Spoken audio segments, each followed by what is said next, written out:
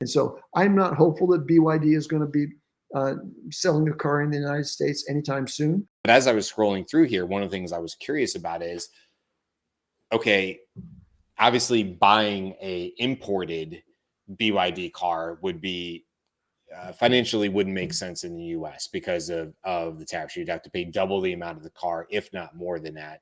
It's Just actually triple. It's triple. 248% is Yeah. what would So be added to the car. Yes, the only practical way for BYD to sell cars in the United States would be to design the car to meet the unique U.S. emissions and safety requirements.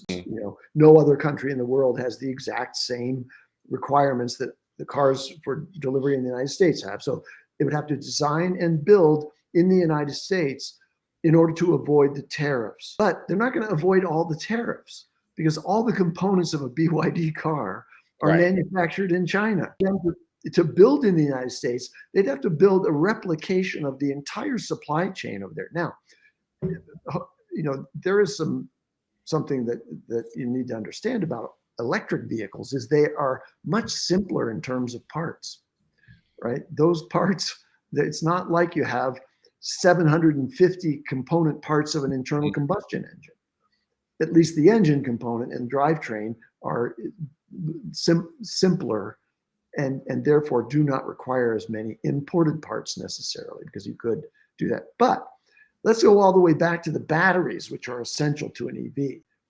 We don't have any reasonable source of some of the rare earths that are required for battery manufacture. Who has them?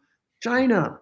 So now we just shot ourselves in the left arm, right? Because by being antagonistic with China and being in a tariff war with China, we're just preventing ourselves from having access to, globally, at least in the near term, the only sources of meaningful quantities for production. And so I'm not hopeful that BYD is going to be selling a car in the United States anytime soon.